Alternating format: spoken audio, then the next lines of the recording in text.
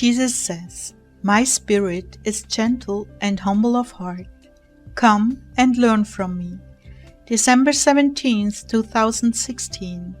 Words from Jesus to Sister Clare, spoken by Jackie.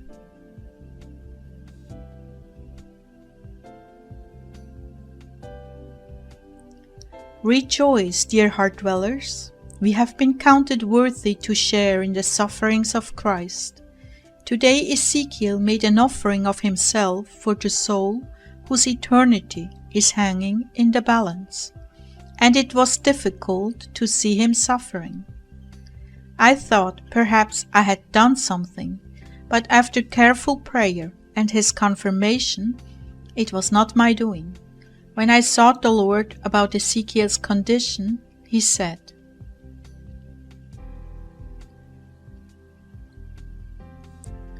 "This is about your mandate to suffer with the rest of your spiritual family. And seeing your husband suffer really hurts. It hurts you as it hurts me. Yet he has given me full permission, dearest, full permission.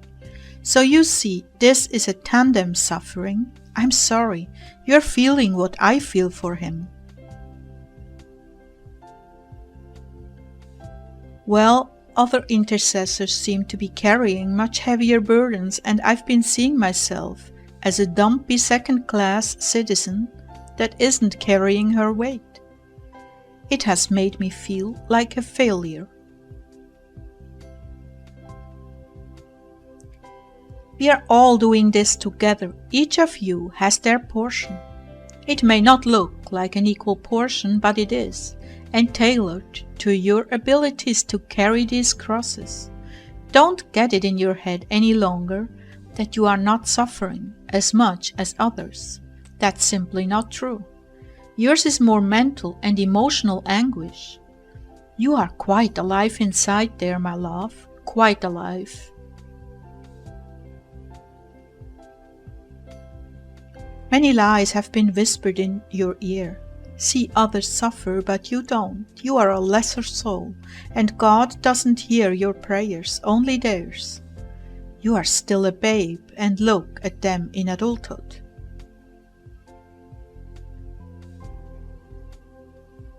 These are nice suggestions to keep you humble, but completely untrue.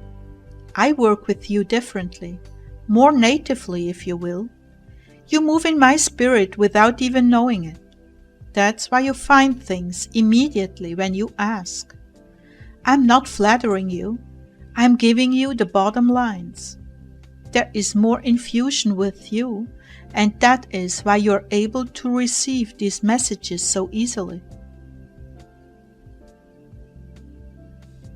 Clare, each vessel has a unique way of relating to me. Stop getting the impression that you are not up to par, please. That will cripple us. It will go much more smoothly if you just recognize that your way of hearing from me is much less flashy and more gently infused. Still small voice? That is indeed the name I've given you.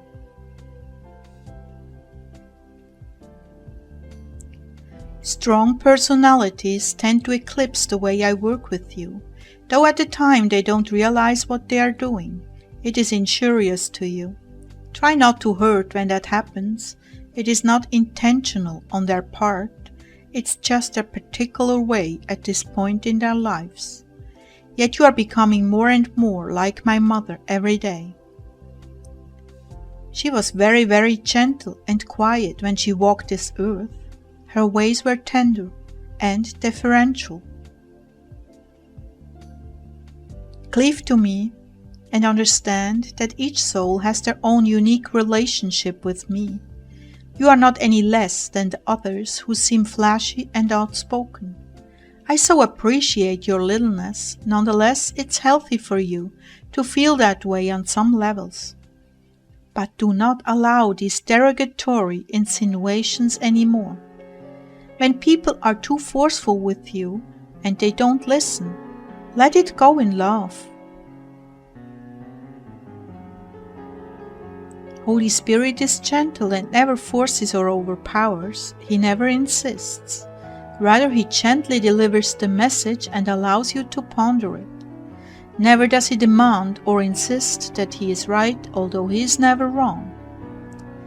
To be His spouse, you too must be gentle, meek and humble, treating one another with honor and deference, never insisting on your own understanding above the understanding of another, never overpowering or forcing your way.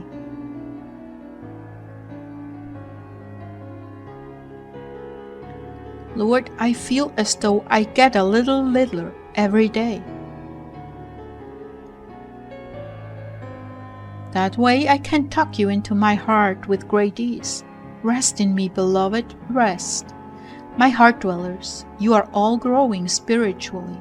Many of you very quickly are coming into your own ministry, and with this comes the danger of thinking you are above others. To each of you on this journey, demons are assigned to infiltrate your thinking and cause subtle feelings of superiority. Please be ever so cautious that you fall not into pride. The time most dangerous for you is after a victory. Self-satisfaction can overtake you, and you will lose your perspective.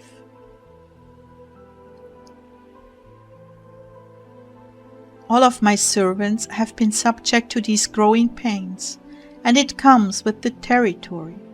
Do not overreact when you realize you have fallen into this. Rather, come to me repentant.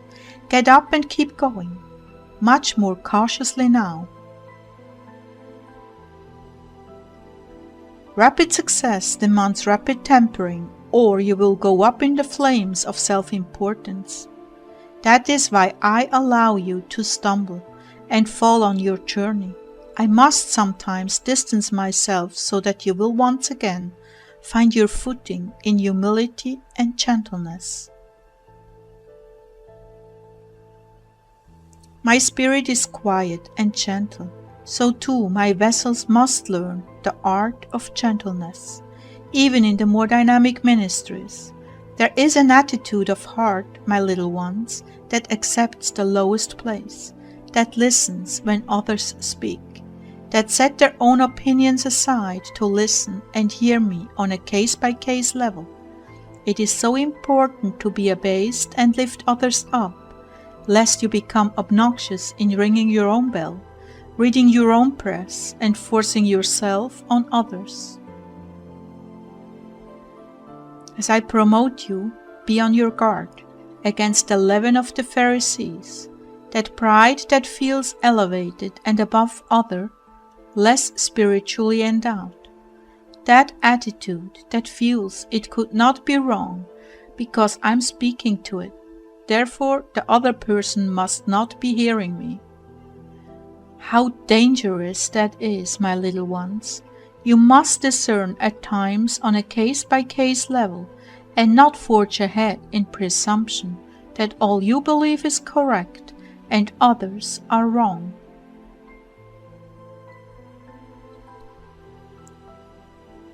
This is so easy to do, and it takes much humiliation to bring a soul around to the point where they walk in true humility, not just trying to convince themselves that they are nothing, but being borderline inferior deep in their own minds.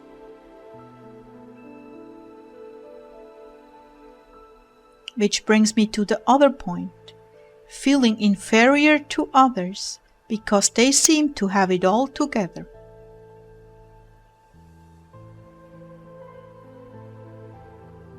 In fact, the more one behaves as if they do have it all together, the more fragile they are on the inside. The other danger is that you get down in the mouth about yourself and forget what I have done and am doing through you. Humility is wonderful, but defeatism is destructive to our relationship. Never allow yourself to be downgraded by the bright and shiny pennies of this world. Know that my relationship with you is profoundly deep. spirit to spirit, and the more you reflect the attributes of lowliness, the more exalted you are in my eyes. In truth, only one is to be exalted, and I do not share well, nor should I, lest you fall into idolatry. One of the ways you can assure your place in humility is to understand that only one is infallible, and that you are open to deception at any time. And when you are deceived, you damage the one I sent you to bind up and heal.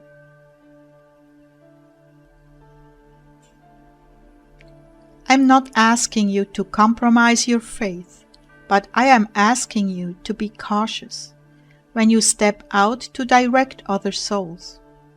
See to it that your personality does not overpower those you minister to, or undermine their relationship with me or their confidence in their relationship with me. See to it that you listen and seek answers case by case, rather than assuming.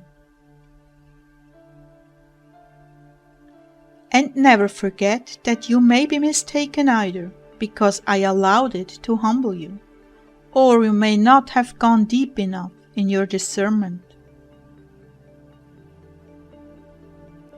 And finally, always listen to those who come to you. Listen with a heart full of love and compassion. Listen and receive as though it were coming from me. Then seek me for the solution. There are many times when I speak through those who come to you, but you do not hear them because you have already formulated an answer. True humility listens and acknowledges me inside your brother. True humility is cautious in giving direction and knows that it may be wrong and harmful rather than helpful. I will direct you as you grow into the spiritual gifts, my people. I will teach you. Rely on me and listen for my voice in others.